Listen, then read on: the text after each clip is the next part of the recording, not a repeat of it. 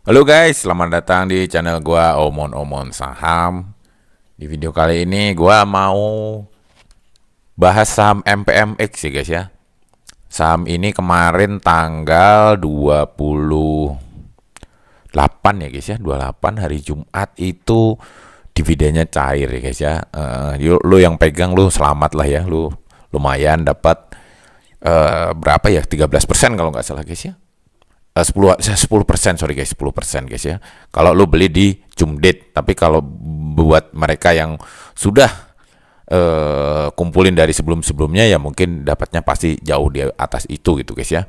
Jadi gua itu sebenarnya guys untuk MPMX ini gua itu suka main trade ya guys ya. Gua suka swing ya, dimana sebelum bagi dividen itu di sebelum RUPS-nya guys ya, gue udah tahu lah jadwalnya, dia biasanya itu di bulan-bulan Juni kayak gini.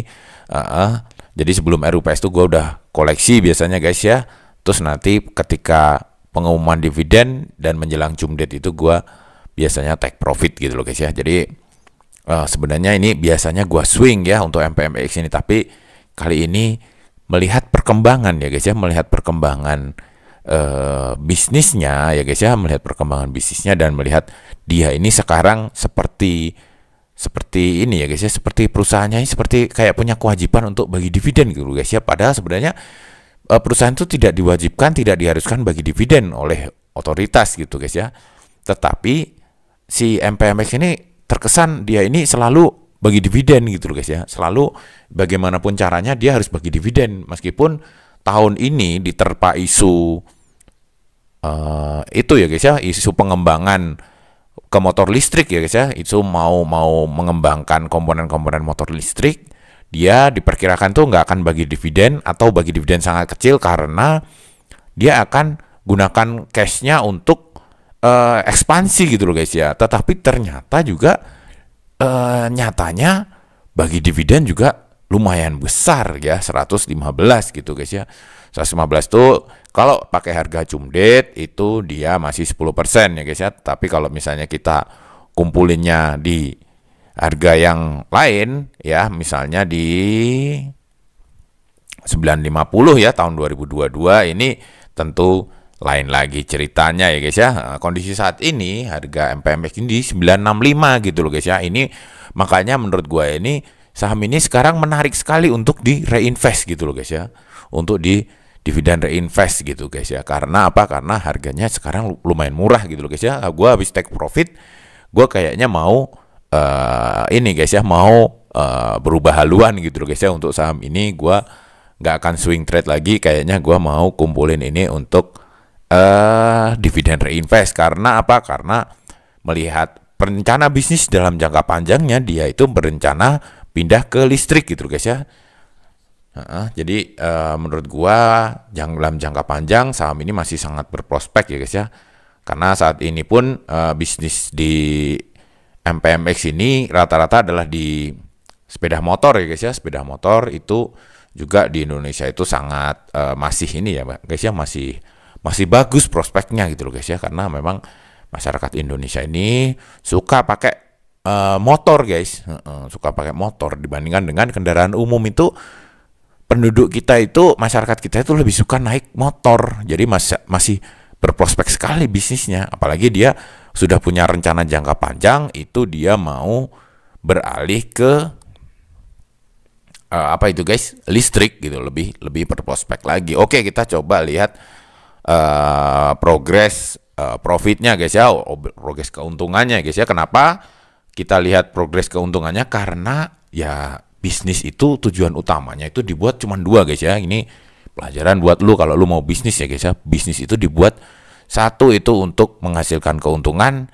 yang kedua itu untuk biar berkembang guys ya. Jadi cuman bisnis itu dibuat itu cuman satu, mau untung, dua mau berkembang gitu loh guys ya. Nah ini guys ya, laporan keuangannya guys ya, Q1 2024 itu naik ya guys ya, naik dari 2023 maupun 2022 ya. Secara tahunan, jika Q2, Q3, Q4 sama dengan Q1, maka profit tahunannya itu IPS-nya per tahunan, IPS tahunannya itu di 147 guys ya. Tapi kalau misalnya Q2 sampai Q4 sama dengan tahun lalu itu di 125.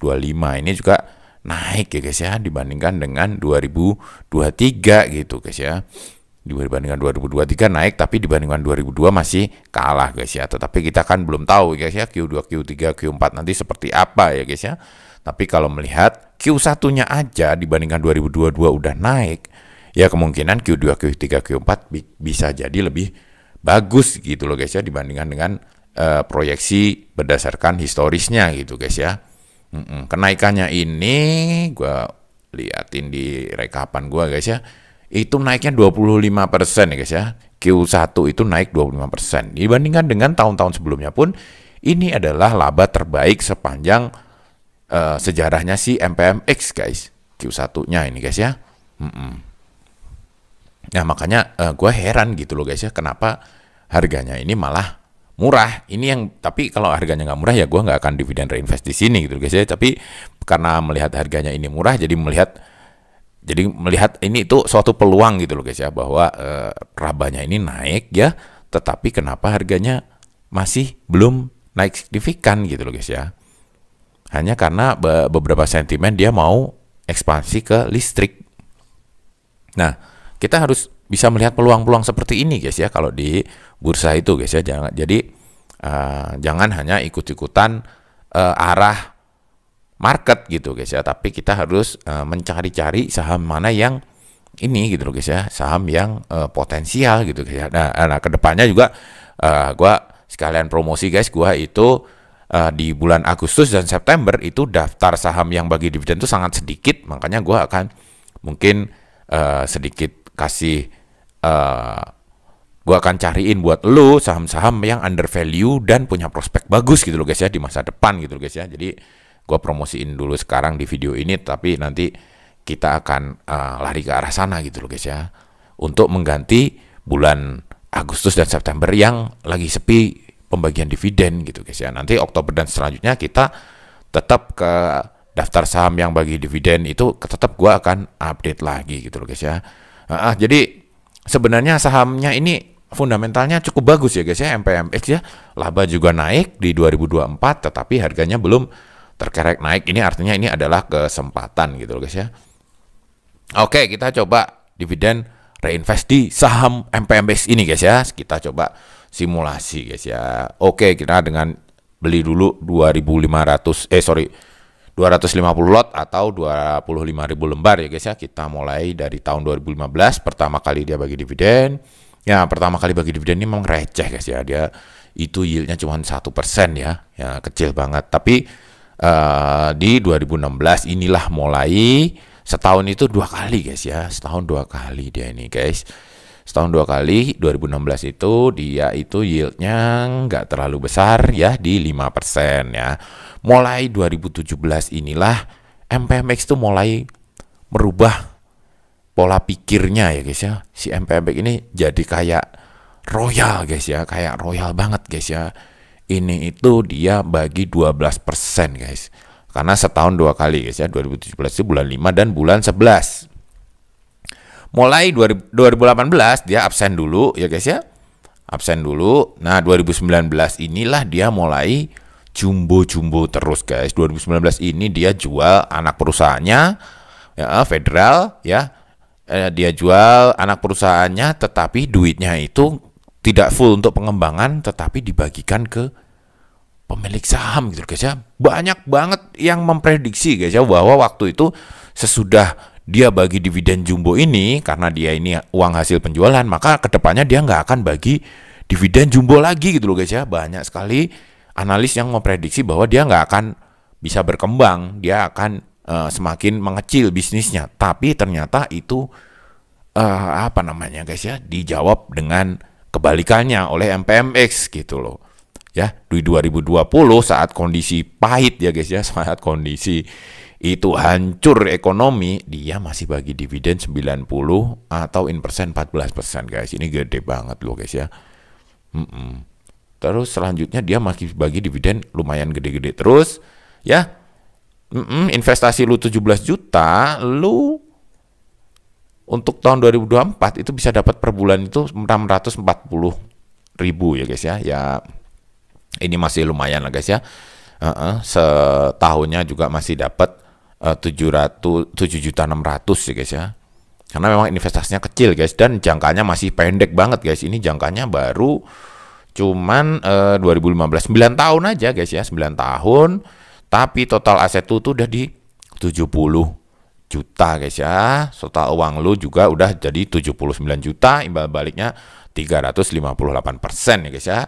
Per tahun itu kita punya imbal balik 40% guys ya kalau reinvest di MPMX ini. Nah, ini sebuah angka yang besar sekali ya guys ya, lumayan gede gitu loh guys ya. Nah, kedepannya guys, kalau menurut gua dengan harga sekarang ini saham MPMX ini sangat menarik ya guys ya.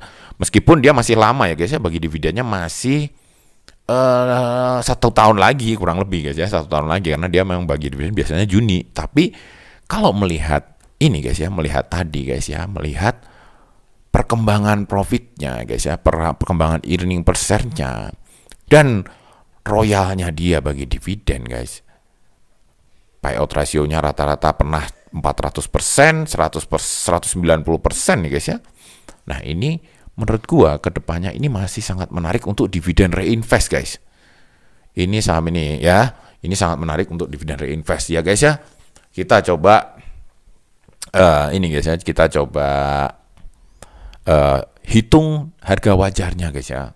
Book value-nya ini udah di atas, jauh di atas harga saat ini guys ya. Book value-nya itu 1408 ya. PVV-nya pasti di 0,6-an ini ya guys ya, sekitar 0,6. Earning per share 125 ya guys ya.